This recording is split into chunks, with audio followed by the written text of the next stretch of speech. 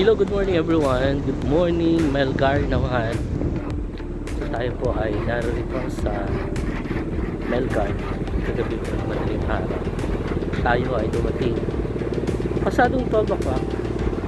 Dahil po tayo ay birthday yan po sa bahagi ng Arangin. Tapos natin pumadyak at umuwi ay nagdire-diretso po tayo. After din natin makapasok. Yan. So medyo may simoy po ang karagatan. Ano po yung simoy? Medyo malakas po ang kaya medyo malakas din po ang ano ng dagat. So tayo ay narito pero mamaya mga past 10 dahil ngayon ay 9 o'clock na pasado.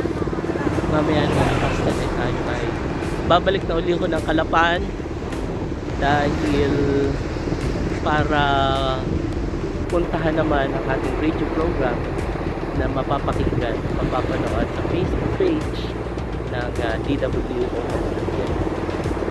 So, pagbabalik tayo dito ng April 30 kasi May 1 naman ho ay fiesta.